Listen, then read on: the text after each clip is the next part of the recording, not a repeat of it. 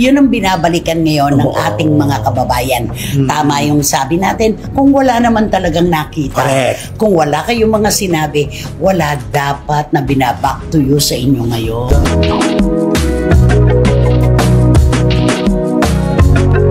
Alam mo, may mga nabura na silang ibang footage eh. Kaya lang, merong mga na-grab ang ating mga kababayan. Kaya patuloy na ipinapalabas ngayon, gaya yung paparty sa yate.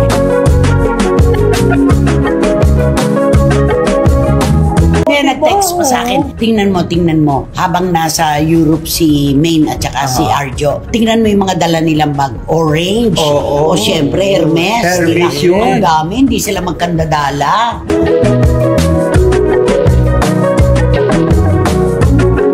Veteranang kolonista na si Christopher Min, nagulat sa natuklasang kayabangan ng pamilya ni na Arjo at Aide. Maine Mendoza, ginawang panakitbutas.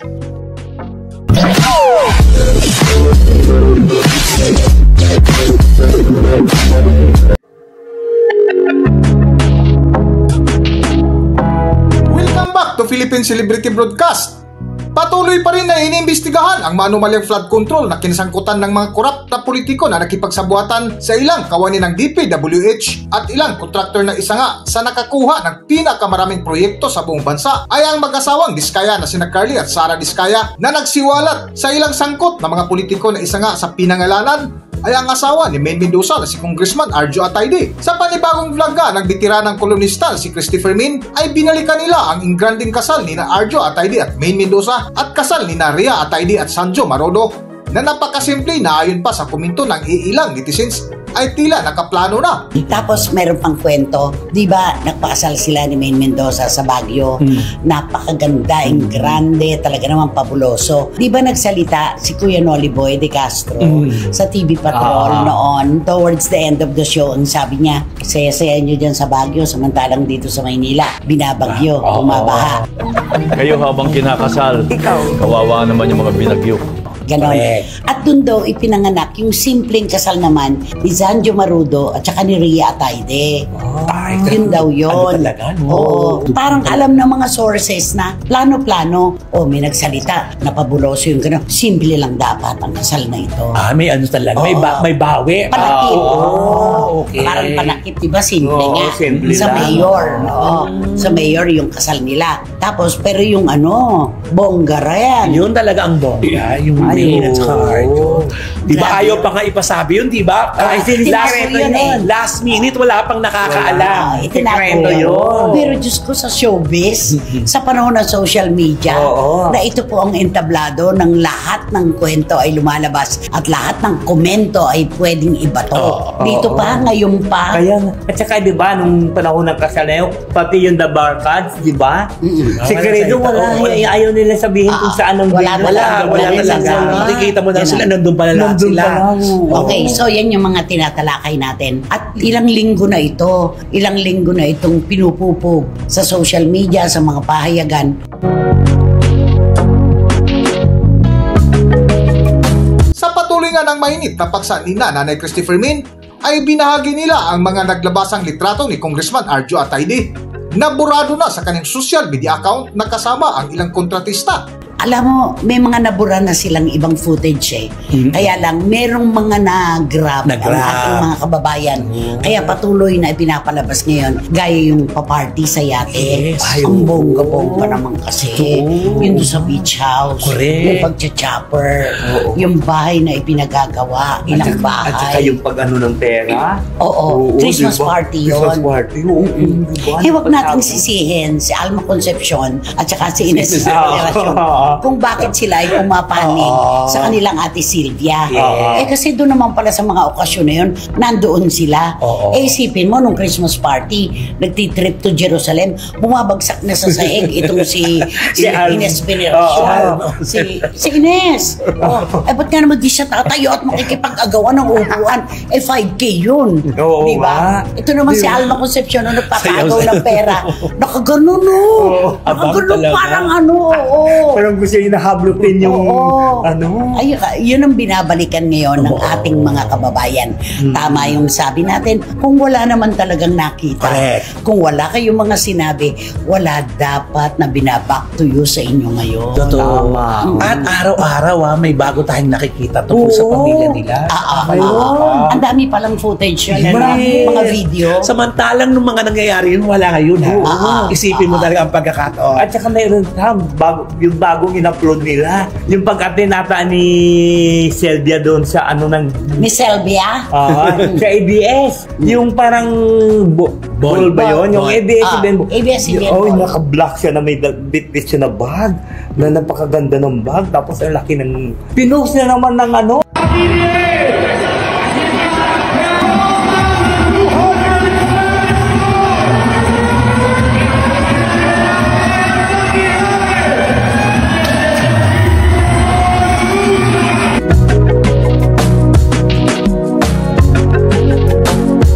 Isa nga sa binalikan ng veteranang kolumnista si Christopher Min ay ang komento ng ilang netizens ukol sa madalas na biyaheng abroad ng mag-asawang Atayde na sina Arjo Atayde at Maine Mendoza na kung saan nahanapan ng butas. May nag-text pa sa akin, tingnan mo. Habang nasa Europe si Maine at saka si Arjo, tingnan mo yung mga dala nilang bag. Orange. O syempre, Hermes.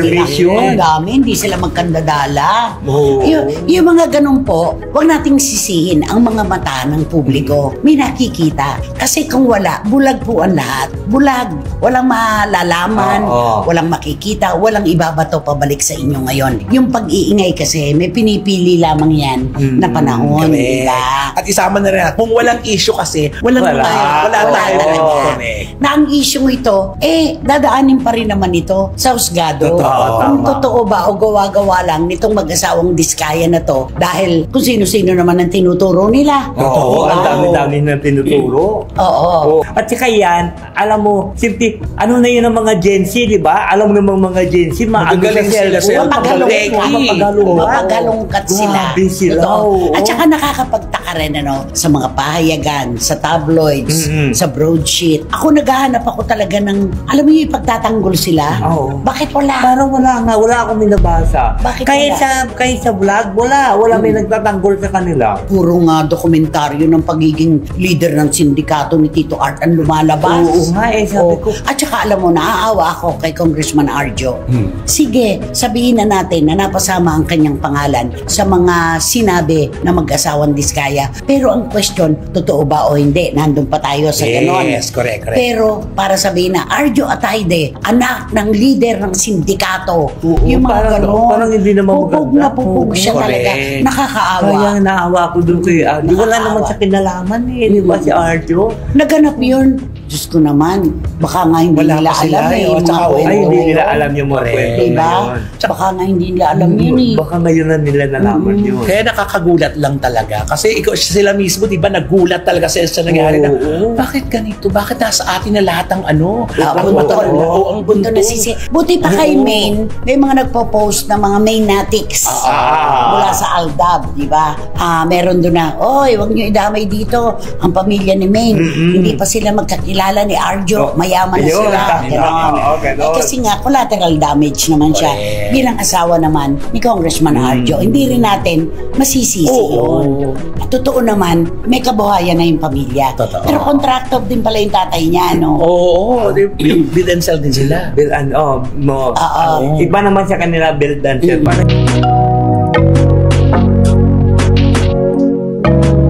Sa dulo nga ng paksa ni Nanay Christopher Min ay ibinahagi nila ang nakuhang balita mula sa ilang OFW na sabik makakita ng mga artista na kung saan nagulat si Nanay Christopher Min sa natuklasang kwento sa pamilya Atayde. Para sa buong kwento, narito ating panoorin ang video. Alam niyo po, ang mga Pilipino kapag nasa iba-ibang bansa, sabik na sabik po sa mga artista. Ilalatag po namin sa inyo yung kwento ni Wating-Wating ng London nung magpunta doon ang pamilya. Nasa isang, parang ukay-ukay daw yun yung bilihan. Nandun daw si Congressman Arjo at saka si Maine. Nagpapapansin sila na mga Pilipino sila. Sabik di ba? Alam mo naman ang mga tagahanga at ang mga kababayan, ngitian lang sila ng kilalang artista. Maligayang na sila. Ang sabi ni Wating-Wating, may kasama kasama siya, inilalakas na nila yung boses nila, nagsasalita sila ng Pilipino, Tagalog to the max sila. Talaga daw si Maine, hindi man lang sila tinitingnan. Ay, ganun. Kahit si Arjo at si Sylvia, may nagpapa-picture taking, hindi pinansin. Di ba? Inano natin yan sa CFM. Yun. Ay, grabe parang naman inisnab, yan. parang ganon. Nakakaloka. Kaya yung ganito po, gumugulong po yan parang apoy, yung kabaitan, kabutihan, pakikisama, at yung pang-iisnab po ng mga personalidad sa mga kababayan natin. Kaya masama ang loob nila At saka ang liit ng mundo, isipin mo ba, kakilala natin yung mga taong nandoon. Ay, napakaliit ang mundo, di ba? Isipin mo yan. Siyempre, akala nila sino ba hindi makakarating sa atin yon. Hindi. Wala pang nagaganap, ipinarating na sa atin yon. June 27. Tignan mo. June 27. Itinex sa akin ni Wating-Wating, di ba? Tignan mo, ano na ngayon? Oo, kasi nagbakasyon sila doon Yun na nga. Kaya kung minsan yung ano po ba naman yung isang kaway, isang ngiti, makababawas po ba sa ating pagkatao ang pagbibigay naman ng kaunting kaligayahan sa mga kapwa nating Pilipino na sabik makakita ng mga personalidad. Nakakalungkot yun. Pero totoo ba yung bahay nila sa France? Di ba mahal? May bahay sila sa France. Di ba mahal? Naalala mo yung 5K, 5 karat na singsing na nahulog sa carpet. Ang nakakita si Lorna Tolentino daw. Di ba kay Sylvia yun? Yung mga ganon, naaalala yan ng mga tao ngayon. Isipin mo, Di ba? 5 karat. Sa taping lang ito, naka-5 carats. Kahit sa beach house, talagang kahit saan. Yan. Hindi po ito inggit pag isa, dalawa, tatlong tao ang pumapansin. Siguro nga merong inggit. Kasi ang hinahanap nila sa sarili nila, yung meron kayo. Ganon. Pero ito po, talaga nagkakaisa. Ang napakarami nating mga kababayan, iniipon-ipon talaga yung mga nakita sa inyo noon na pagyayabang. Yung pagpe-flex ninyo ng inyong kasaganaan sa buhay. Ano nangyari sa mga nepo babies? Sa mga nepo wives, hindi ba? Tinutudla din tulad ninyo. Kaya may nakita Yun lang naman yun. Kaya lang ang pinaka-nakapanghihinayang, may plano palang tumakbong mayor ng Quezon City. Si Congressman Arjo. Yun. Ulilyaso. At saka, alam mo, pag nagbabasa ako ng dyaryo, naiisip ko, ano kaya ang kanilang mga gabi ngayon? Dinadalaw kaya sila ng antok? Kasi ang antok ay dumarating lang sa tao na may kapayapaan ng kalooban at pag-iisip. Paano ka makakatulog sa kaliwat ka ng bira na ganyan? At noong wala pa po yung issue na ito ng lagayan sa DPWH, napakabango ng pangalan ni Congressman Arjo Atayde. Bulaklak ito. Napakabangong bulaklak na pinaliligira ng mga paru-paro at bubuyog. Di ba? Kaya lang, sa isang ganun lang, Grabe, diba? isang Isang mata. Grabe, no? Sayang. Kaya Ito'y dapat kailangan nilang paglabanan. Ito'y kailangan nilang ipaglaban. Dahil kailangan nilang linisin ang kanilang mga pangalan. Kasi habang buhay ito na maaalala kung paanong yung mga nakaraan ninyo ay naahalukay. Ganun lang yon. Hanggang dito na lang muna ang ating video at kung nagustuhan nyo, huwag kalimutan mag-subscribe at pindutin nyo na rin ang notification bell para ma-notify kayo sa ating susunod na video. Maraming salamat!